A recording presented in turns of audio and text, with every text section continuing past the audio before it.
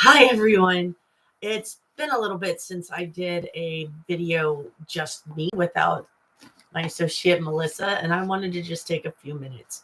Um, One of the things that I really wanted to talk about was persevering through trigger dates. Um, Yesterday, July 5th, would have been my 22nd wedding anniversary. My husband unfortunately passed before we even made it to year 15. And as much as I wanted to record something on the day, I felt that it was better for me to get through the day before I started rehashing like how I maneuvered through it, because I wanted to make sure that I could get through it without any extra obstacles. So generally speaking, what we've done over the last six years is we do a Christmas in July. My youngest was complaining at one point about how, with his birthday being in December, everything happens in December. And he said, it'd be so nice to have something to look forward to at another time in the calendar. And I went, oh, that's beautiful. I need to keep my heart distracted on my wedding day. You guys weren't alive, so my anniversary doesn't impact them the way it impacts me.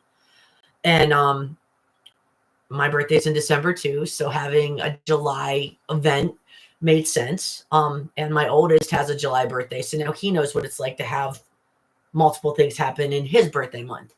So it kind of splits it almost evenly throughout the calendar. And being the day after the holiday, it's always kind of nice because we're still staying busy with the 4th of July, that it just usually carries over. What I'm learning is that even though I am a more, quote, seasoned widow, the pain doesn't really stop. What happens is things layer. Um, so those first couple of years after Scott died, my parents and my boys and I did trips. The first year I took the kids to Philadelphia. Philadelphia is a city that Scott and I traveled to on numerous occasions on our anniversary. Sometimes before we had kids, and then once the kids came in, we went 2 more times. Once with just my oldest, and once after the baby was born. Baby's 14 now, not a baby anymore. Um, and my parents met us up there, and it felt very comforting to walk the same streets that Scott and I had walked before, and to share things with the boys about stuff that we had done as a couple in that city. It was good for the heart.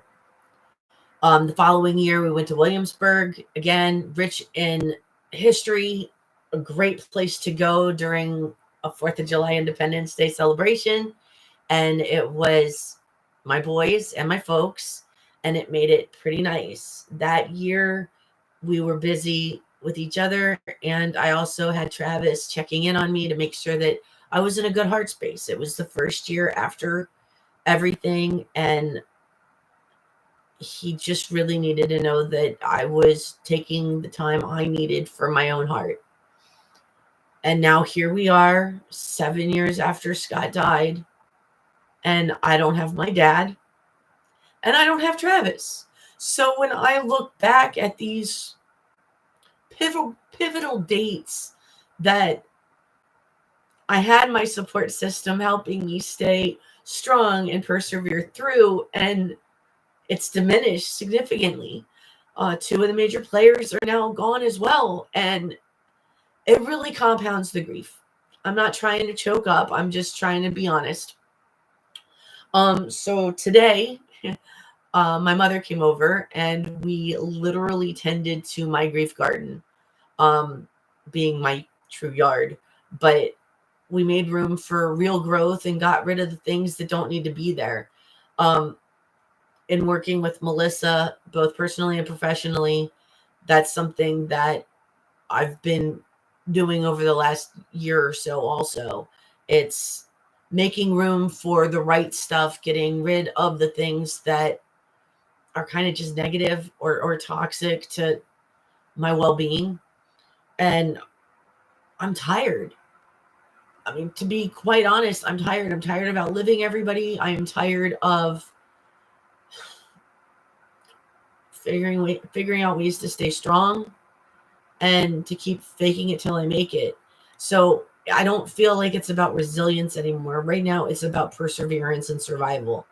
I persevered through July 5th. I managed to make it without my eyes sweating too much.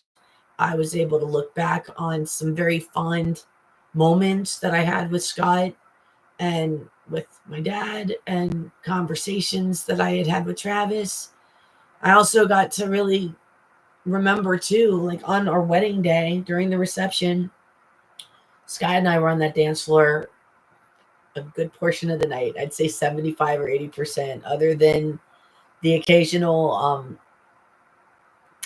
uh, phone call at the bar area to break up monotony.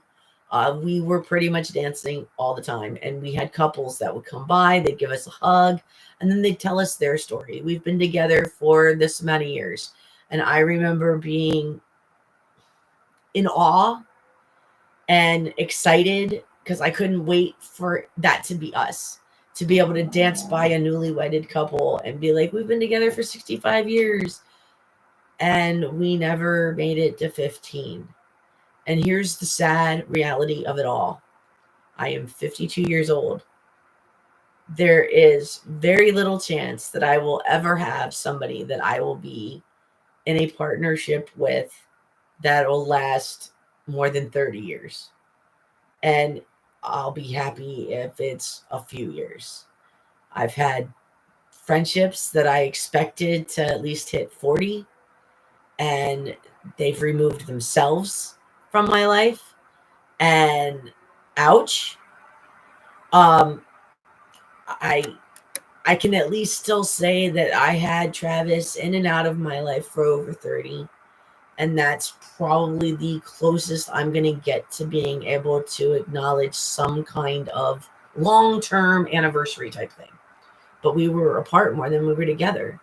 He was just the man that I never got over until I met Scott. And once I met Scott, I kind of managed to make room for the right person to love. And it felt good to be able to move forward with a man that we saw eye to eye. We had the same family values. We had the same goals and desires in mind. And I mean, it, no marriage is always going to be a fairy tale bliss, but there were more good times than there were bad. And the one thing that I've really learned is you when your person's not here anymore, you don't remember the bad stuff. You focus on the good memories, the positive memories. Those are the things that you want to share with your kids. You don't want them to ever remember the arguments or the negative times. You want them to remember the camping trips and going fishing and going bowling and visits to grandma's and the time we spent together. We were even blessed during his last week on earth to have gotten time to have a dinner out, to play games.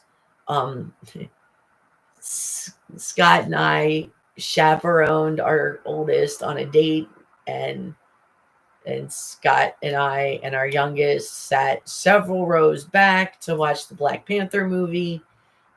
We went to dinner later, and the the girl's dad really gave us major props for being such great role models to our son. And that was really the last compliment Scott was alive to hear, because the following day he left the house and never came back. Um, it's important to remember the good stuff. It's important to allow yourself grace to move through difficult days at the pace that you need, and give yourself the space that you need, whether it's to scream, to cry, to distract, whatever that looks like. Everybody's journey is different. And even 7 years in, You're going to stumble, unfortunately. The grief doesn't go away. You just learn how to carry it better. But sometimes the backpack does get tough. It gets a little heavy, or the strap just starts to weigh on you more, and you need to make adjustments. And 7 years later, I'm still making adjustments. So, as much as I focus on helping others heal, I need you to understand that I'm on that path too. You're not alone in this. Please join me for further videos and chats and dialogues, because there's strength in numbers. It helps to know you're not alone. And I would really, really love to hear from you as to your own experiences, and if there's anything that I can share further that could be helpful. Until next time, have a wonderful weekend. I hope you had a terrific holiday, and I will speak with you again soon.